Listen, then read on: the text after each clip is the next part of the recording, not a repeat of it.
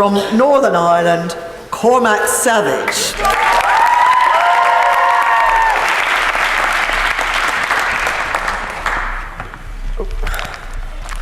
Thank you, Madam Deputy Speaker. I think it's safe to say nobody's happy to see me standing here right now.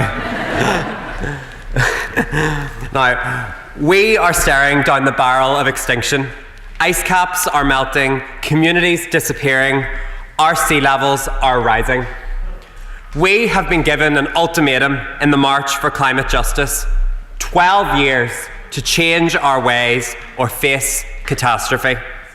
In the words of Priya Darshi Shukla, one of the authors of the UN report on climate, the next few years are probably the most important in our history. Now, the spotlight is on us as a youth parliament, the voice of those most affected by this crisis. We must today make a final, definite choice. How do we, as the representatives of this endangered future, plan to take real action? Can we afford the bureaucracy of modern government? Is there the time? Let me say this to you: all the summits, inquiries and conferences in the world will not fix the climate emergency ravaging this planet. This represents the struggle of a generation, our generation. No all-party parliamentary group, no report, no pledge and no target our government can set will bring about the green revolution we need to save this planet from destruction. Since 1999, 16 and 17-year-olds in this country have campaigned for the right to vote. 20 years later, we see their fight must still go on. On this issue, we do not have 20 years, we have 12. It is a bleak truth. 20 years from now, it will be too late. We need to take action now. This is an issue where empty pledges, bureaucratic dilly-dallying, placeholder promises cannot and must not count for anything. Youth MPs, the future has called to us for real action. For the sake of future generations, I dare say we must answer that call. But does that include a campaign? Are the hoops of bureaucracy worth even attempting to jump through? Or is what we need a movement? Millions of people changing lifestyles, taking to the streets, telling the corporations and fossil fools that ravage our planet for their own gain that we have had enough of their climate complicity. Youth MPs, we know there is no planet B, and it falls to us, those with our futures truly on the line, to take up the gauntlet, step outside the government, march in our thousands, and shed light on the crisis of the millennium. Madam Deputy Speaker, our sea levels are rising, and so must we.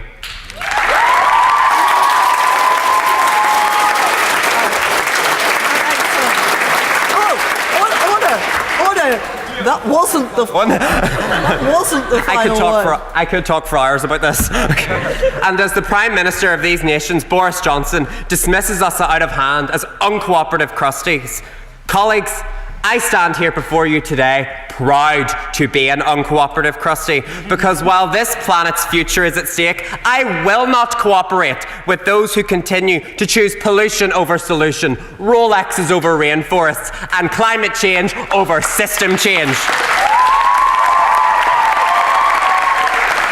When our leaders see fit to disregard our thousands of pleading placards, it begs the question, is this a matter for our own hands?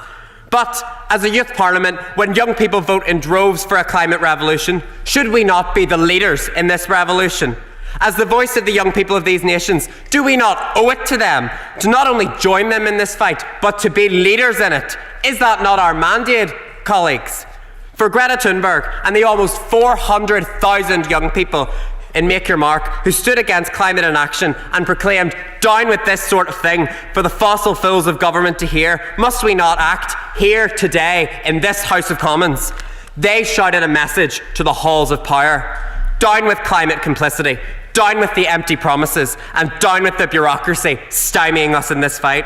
Today, we walk the halls of power, and we must decide how to act. They have sent a clear message to power itself. Manage this crisis. Be not the leaders we have in climate, but the leaders we want, the leaders we need, and indeed the leaders we deserve.